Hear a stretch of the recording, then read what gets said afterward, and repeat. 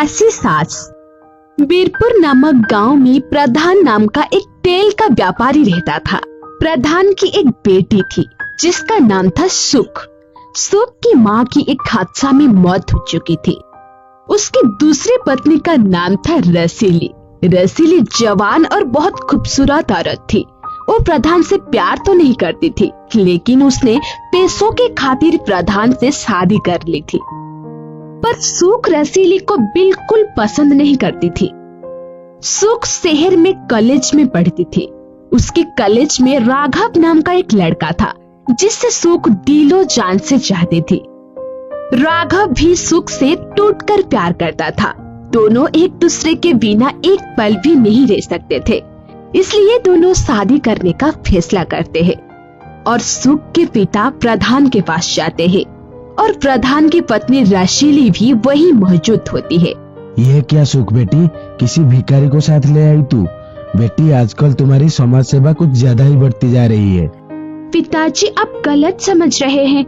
ये कोई भिखारी नहीं, ये तो राघव है। ये मेरे कॉलेज में पढ़ता है। हम दोनों एक दूसरे से बहुत प्यार करते हैं और हम शादी करना चाहते हैं। क्या कहा? अरे मूर्ख लड़की, तुम्हारी हिम्मत भी कैसे हुई इसे यहाँ लाने की? इसकी औकात हमारे बाल के बराबर भी नहीं है। इसे कहो कि अभी को अभी मेरे नजरों से दूर हो जाए, वरना इसे मैं बाहर फिकवा दूंगा। पिताजी, मैं आपके किस बाल के बराबर नहीं हूँ? अरे वो हमें बताने की जरूरत नहीं है, तू खुद ही समझ जा और यहाँ से निकल जा। तेरी यहाँ खड़ा रहने की भी औकात नहीं है, समझा? पिताजी, जिसकी औकात नहीं होती क्या वो इंसान नहीं होता? भले ही मेरी औकात 2 कौड़ी की है, लेकिन मैं एक अच्छा इंसान हूँ।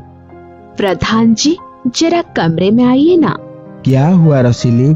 अभी कुछ देर पहले ही तो मैंने तुम्हारी प्यास बुझाई थी, अब तुम फिर से कमरे में जाने की बात कर रही हो? अरे मेरे पर कुछ तो रहम कर लो। हाय देवा, ये कैसे उल्टी सीधी बात कर रहे हो? मुझे वो नहीं, कुछ और ही बात करनी है आपसे। अच्छा तो ऐसा बोलो ना, कहो क्या बात है?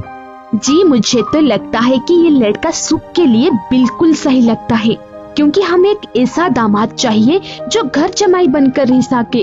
अगर हम अमीर लड़का देखेंगे तो वो कभी घर जमाई नहीं बनेगा, समझे आप?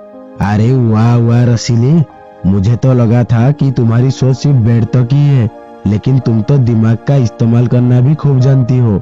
हमें तुम्हारी अंदाज बहुत पसंद आया।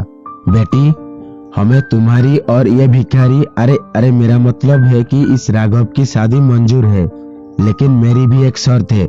राघव को इस घर में घर जमाई बनकर रहना होगा। प्रधान और रसीली अपने बेटी और दामाद को आशीर्वाद देते हैं, लेकिन राघव की मर्दानगी रसीली के दिमाग में बस जाती है। वो उसकी दीवानी हो जाती है।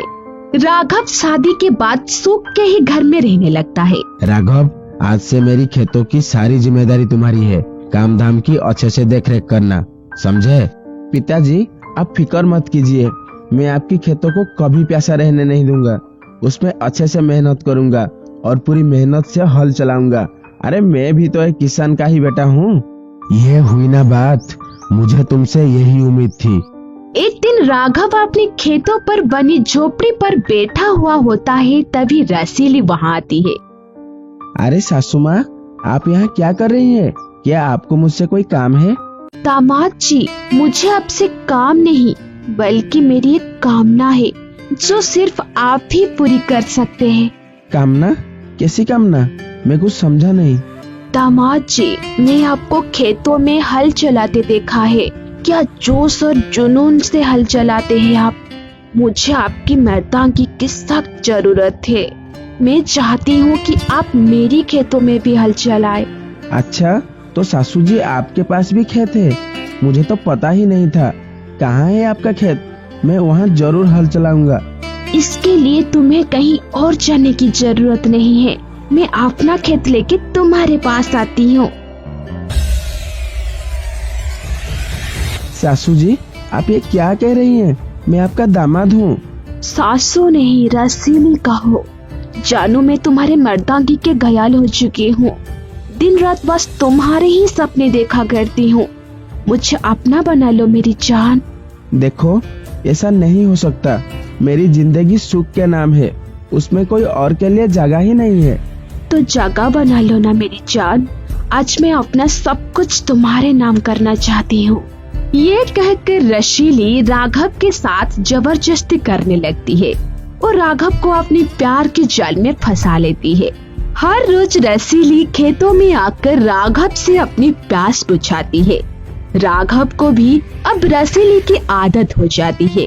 उसके बिना एक पल भी नहीं रह सकता था। अब जब राघव सुख से ज्यादा समय दूर रहने लगा तो उसे राघव पर शक होने लगा। एक दिन जब रसीली घर से निकली तो सुख भी उसके पीछे पीछे गई। सुख ने राघव और रसीली को अंग भंग की अवस्था में पकड़ लिया। सुख को बहुत गुस्सा आया, लेकिन वो राघव से प्यार करते थे, इसलिए उसने उसे सुधरने का एक और मौका दिया। सुख को लगा कि राघव अब सुधर गया है, लेकिन उसकी सोच गलत साबित हुई। एक दिन राघव रसीली के साथ घर से ही भाग गया। गांव भर में प्रधान और सुख की बहुत निंदा हुई।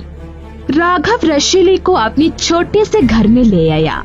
कुछ दिन तो वो दोनों साथ मिलकर खूब अय्याशियां की, लेकिन धीरे धीरे रसीली को राघव के साथ गरीबी में रहना पसंद नहीं आया।